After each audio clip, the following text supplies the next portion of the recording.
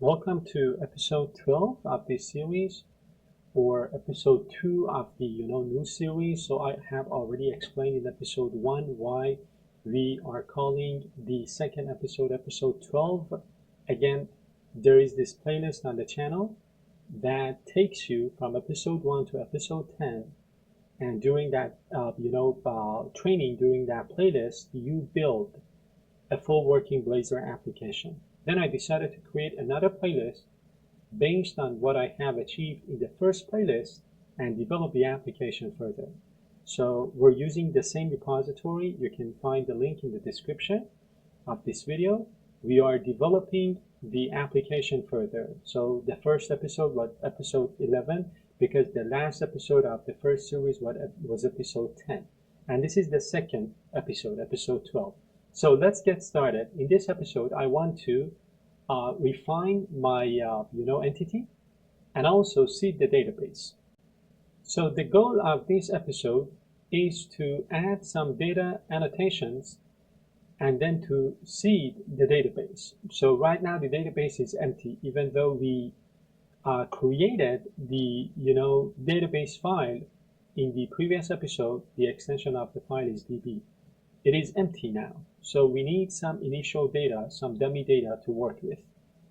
And also, you can add data annotations to your entity class. So as you can see here, I have added some attributes to the properties, required, phone, and so on, with custom error messages, as you can see here, right? And these are going to be useful when you want to validate your entity.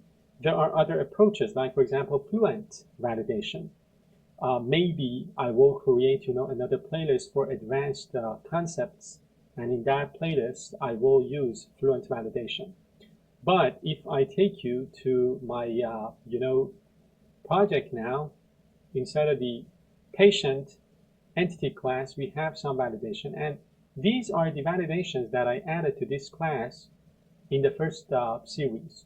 So the first series that we created this application in.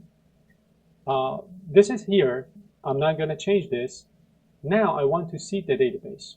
So inside of my DB context, there is this onModel creating that I can override, as you can see here. And then using my entity, patient entity, I can not only do some validation here. For example, I am going to add required to the properties like full name, gender, contact number. I can also add, for example, the next validation, has max length, to set the max length of these properties. And then I can seed the database using has data. So let's do this.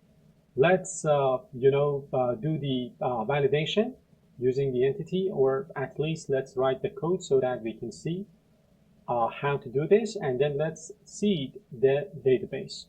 So let me go to my DB context. So it was clinic DB context, I think, right? And then here I can override the onModel creating and do the validation of these three properties. This is a cleaner approach compared to using data annotations attributes, because by using data annotation attributes you are polluting your entity classes. But if you do it like this, you're separating two different concerns: your entity classes and your validation. So this is this, right?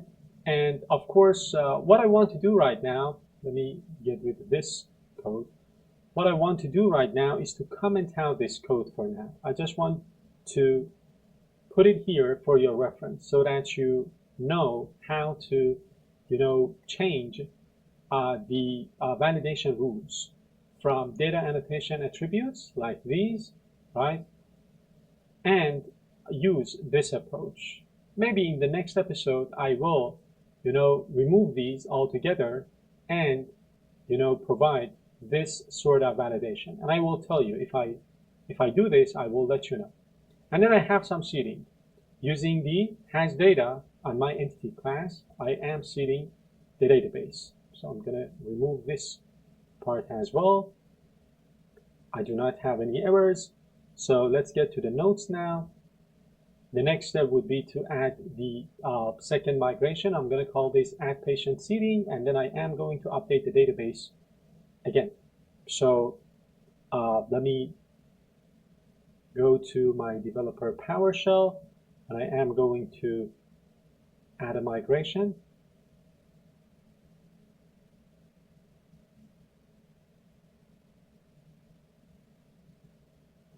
The build failed. Do I have any issues?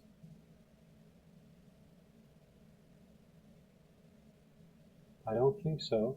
Let me run the code one more time.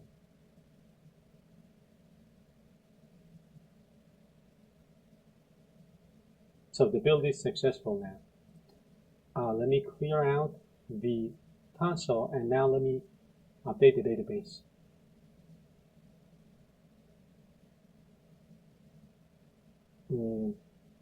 Why am I getting these errors? I don't have any issues. Let me run this one more time.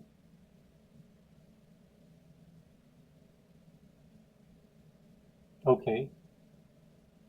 So the database is updated. Let me open it using the DB browser application I told you about. So this is the DB browser application. This is the patients table. And if I go to browse data, I can see that I've got two rows here, right? The two rows that we used in our DB context to see the database. But of course, we're not ready yet. I mean, the data access that we have developed so far doesn't use the database yet. I mean, if I run the application will still use that hard-coded list of, patients, because if I go to my controllers, I'm still using this list, right? So what I need to do now in the next episode is to inject my DB context into my controller, and then the controller will use the DB context to get the data from the database and then provide the front end, the Blazor application, with that, data, with the data that it has fetched from the, from the database. So let's get to the notes now. This is it. This is it for this episode. Again, as I have told you, feel free to clone the database, to clone the repository. Just, check out branch 11 and 12, episode 11 and episode 12, and see the code that we have written so that you can better understand what we are doing. And if you want, you can go ahead and watch the first part of this series, those 10 episodes, to kind of understand the way we developed this application. Thank you so much, guys, again for watching this episode. I'll see you in the next one.